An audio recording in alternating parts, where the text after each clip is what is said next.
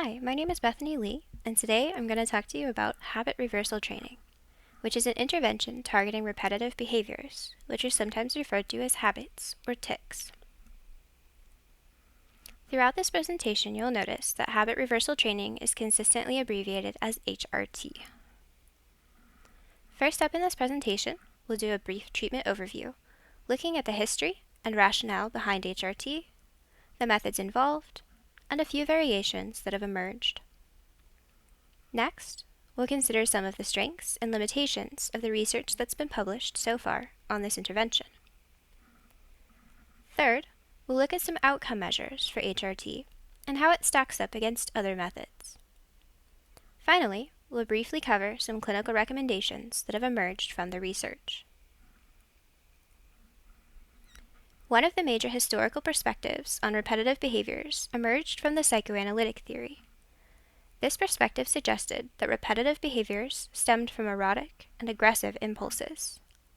Treatment involved counseling, in which the client was informed that their impulses were the cause of their behavior, and that those impulses should be channeled elsewhere. Another school of thought believed that repetitive behaviors were due to a buildup of tension. Suggested treatments included negative practice, in which the behavior was performed rapidly so that relief was never achieved, and tranquilizing relaxant drugs. Moving closer to a more behavioral perspective, the next theory was that of operant conditioning. This view held that something in the environment was reinforcing the repetitive behavior. The treatment recommendation was to present aversive stimuli following the behavior, which would compete with those reinforcers. Enter Azrin and Nunn in 1973. Building on these operant principles, they suggested that repetitive behaviors started out as a normal response to trauma or injury, but had increased in frequency and changed in topography, possibly so gradually that the individual, and even those around them, may not have been aware of it. These behaviors are often preceded by aversive stimuli called premonitory urges, which are uncomfortable physical feelings such as itching, or an unpleasant feeling like something bad will happen if they do not engage in the behavior. These feelings are typically alleviated following engagement in the behavior. These behaviors may thus have acquired an automatic negative function through repeated contact with removal of aversive stimuli. In addition, social reinforcement, in the form of sympathy from others, may be contributing to the maintenance of the behaviors. This is where HRT comes in. The rationale for HRT centers on awareness and environmental manipulation. Therefore, if the client is unaware that they are engaging in the repetitive behavior, the first step should be to bring awareness to it. If the repetitive behavior is interrupting their daily life, the behavior itself should be interrupted. If the repetitive behavior serves a function, whether alleviating an aversive stimulus or accessing an appetitive stimulus, an alternative behavior should be identified that can serve the same function. And if consequences are maintained in the repetitive behavior, those consequences should be withdrawn and reallocated to the alternative response. So, what is the purpose of HRT? Well, it allows individuals who engage in repetitive behaviors to gain awareness of these habits, gain control over them, reduce them, and reduce negative emotions surrounding them. Habit reversal training can be used with individuals of all ages to target repetitive behaviors that interfere with daily living and/or cause medical problems. The original Azrin and Nunn study targeted what they called nervous habits, which included nail biting, thumb sucking, eyelash picking, head or shoulder jerking, tongue pushing, and lisping. For both children and adults, HRT is now the main approach in treating tic disorders, as well as body-focused repetitive behaviors, such as skin picking, nail, lip, or cheek biting, or trichotillomania, which is hair pulling. Recent studies have shown other applications, such as reducing speech disfluencies among college students in a public speaking class, and even reducing face-touching behavior to prevent the spread of COVID-19. HRT, as initially described by Azrin and Nunn, consisted of 4 steps. The first was awareness training, in which the client provided a description of the behavior and practiced detecting it with the help of the therapist. The second step was competing response training, in which a behavior opposite of and incompatible with the repetitive behavior was selected and practiced repeatedly. This was based on the procedure of overcorrection, but it was intended to function as an alternative behavior rather than an aversive consequence. Competing responses needed to have 5 characteristics. First, they had to be opposite of the repetitive behavior. They needed to be able to be engaged in for several minutes. They needed to produce heightened awareness through conscious muscle tension. They needed to be socially inconspicuous and easily integrated into daily routines. And they needed to strengthen the muscles antagonistic to the ones used for the repetitive behavior. Some examples of competing behavior include tensing the neck rather than head jerking or head shaking, or grasping objects rather than biting the fingernails or plucking the eyebrows. Step 3 was to determine the client's readiness to reduce the repetitive behavior. This was assessed through whether the client sought out their own treatment, as well as through rating scales and motivational interviewing. Any approach behavior towards treatment was reinforced through positive support by the therapist, as well as by friends and family. Following initial teaching of the competing response, the client would generalize it by imagining situations in which they were likely to engage in the repetitive behavior and continuing to practice their response. For the rest of session, the therapist would then provide minimal prompting to cue the client when repetitive behavior was starting, and to remind them to engage in their competing response. Current methods follow a similar process, but have moved away from the idea that we need to strengthen the muscles opposite of the ones used for the repetitive behavior. The current method still starts with awareness training, moves into competing response training, and then uses behavioral skills training, similar to the practice used in Osrin and Nunn's original study. Current methods also program for social reinforcement to strengthen and maintain engagement in the competing response in the natural environment. Diving a little bit deeper into the modern process, awareness training starts with the client providing a description of the repetitive behavior. This gives both the client and the therapist an operational definition to work with. The therapist then helps the client to detect instances in which repetitive behavior is occurring, gradually feeding prompts until the client can detect these instances themselves. Finally, focus is shifted to early warning, which is identification of those premonitory urges that signal the availability of negative reinforcement for engaging in the repetitive behavior. Competing response training involves selecting and engaging in a behavior that physically prevents completion of the habit. Similar to the original process, this behavior must be physically incompatible with the repetitive behavior and must be sustainable for at least 1 minute to create an abolishing operation for engaging in the repetitive behavior. The competing response must also be socially inconspicuous. One of the reasons individuals who engage in repetitive behavior seek treatment is due to negative social perceptions, so they wouldn't want to select an alternative behavior that was even more conspicuous than the original. Finally, the competing response must be able to be performed anywhere, so that it can be used across settings and situations. This entire process is akin to behavioral skills training, with the first 2 steps comprising instruction. The next step consists of modeling, rehearsal, and feedback with the therapist.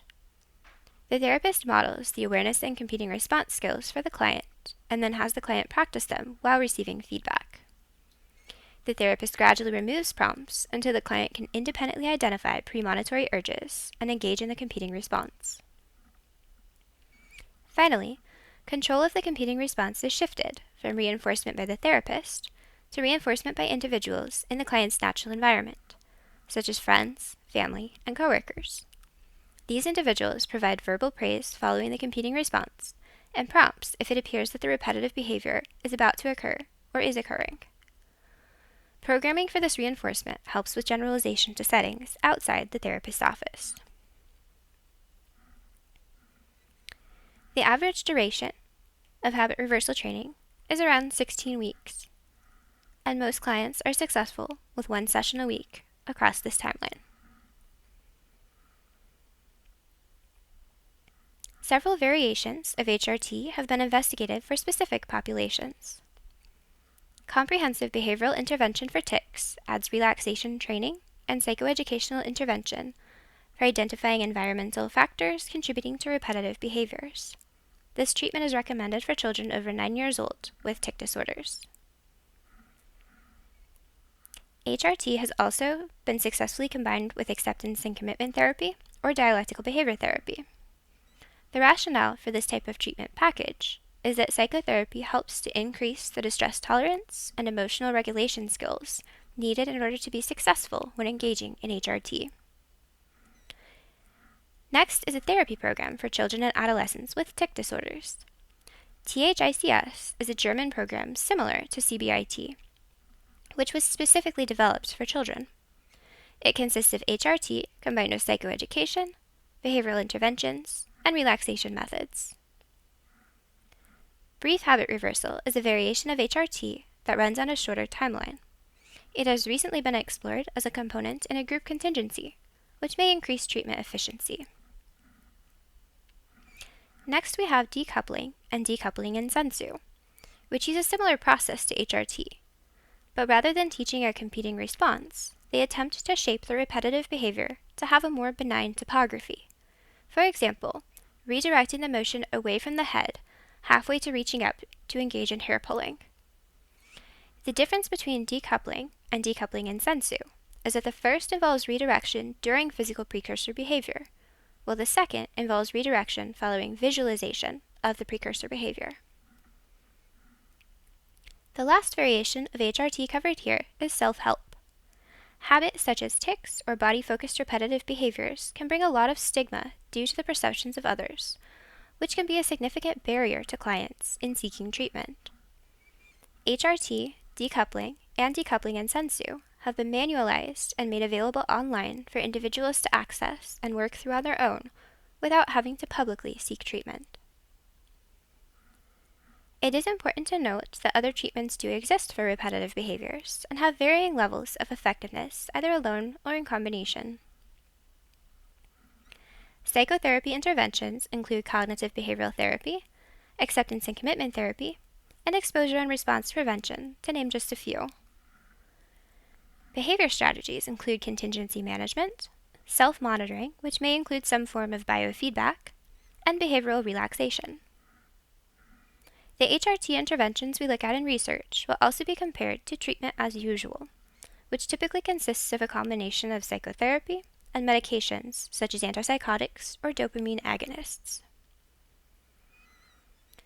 After seeing these variations, let's take a look at the quality of some of the recent research on HRT and related interventions. For HRT alone, or compared to treatment as usual, I looked at 3 articles.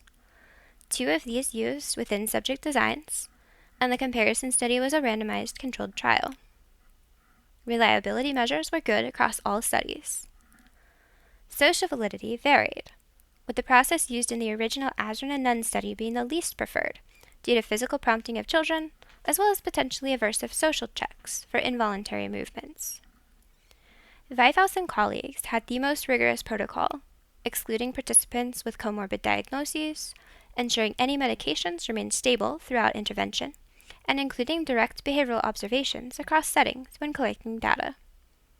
However, they did use a program that had been authored by some of the researchers, which may have created some bias. For brief habit reversal, I looked at one study. The researchers used a concurrent multiple baseline design across groups, which is a strong design. However, results were inconclusive due to individual participants' data having a large effect size on group results. Social validity was considered good, but was limited because it did not take into account the multi-component nature of the intervention. Unfortunately, no inferences can be made about generality of brief habit reversal at this time, due to lack of effects demonstrated. For a combination of HRT and dialectical behavioral therapy, I looked at one single-subject study, in which the researchers used an A-B design. This has relatively weak experimental control compared to a reversal or withdrawal design. Unfortunately, no reliability measures were reported. The researchers did conduct follow-up sessions to assess maintenance at 6 months post-intervention and found that behaviors had remained at low levels. The biggest strength of this study was the use of culturally relevant assessments and intervention. The participant wanted to include her extended family in treatment, and the therapist integrated her familial and cultural values into the process. Because there was only one participant, it is difficult to make inferences regarding the generality of a combined HRT and DBT intervention. For a comparison of self-help, decoupling, and decoupling in sensu, I looked at 2 randomized controlled trials that were part of a larger study with a waitlist control. Reliability was satisfactory for the primary outcome measure of body-focused repetitive behaviors. Adherence to treatment for decoupling and self-help were low, but social validity was satisfactory to good across all conditions for the first study. For the second, although 70% of participants reported positive effects, many also reported negative perceptions of the treatment, including lack of positive goal orientation or insufficiency for their particular problems. No long-term follow-up data have been collected. One major limitation was the adjustment of a measurement scale for body-focused repetitive behaviors specifically for this research, indicating a serious need for replication. Overall, across all of these studies, potential for publication bias is indicated. Few studies were found that contained null or non-significant results. Use of culturally valid measurement and self-report from clients does lend to our ability to assess social validity. However, several of these studies, as noted, will need to be replicated to increase confidence in results due to small sample size, novel measurement tools, and mixed social validity. Now that we have an idea of the strength of these studies, let's look at some comparisons of HRT with some of these variations, as well as with treatment as usual. Overall, as you can see, most of these have been effective in reducing repetitive behaviors, with the widest body of literature existing for standalone HRT. Brief habit reversal requires more research due to extraneous variables that resulted in non-completion of the speech disfluency study. Self-help HRT also needs more research, particularly to examine social validity. Next, what comparisons can we make? Unfortunately, the only head-to-head study compared HRT to treatment as usual, but it did find that HRT was significantly more effective in reducing repetitive behaviors. More research definitely needs to be conducted on which components of the variations of HRT are necessary and/or sufficient to achieve targeted outcomes. Finally, let's look at whether these interventions delivered clinically significant results. Overall, HRT and treatment as usual did achieve clinically significant reductions in behavior. Again, the participants in the brief habit reversal study did not meet performance criteria, and therefore the study did not demonstrate clinical significance. Likewise, the combination of HRT and DBT only contained one participant, so clinical significance is difficult to determine. And the decoupling and self-help interventions also require further research.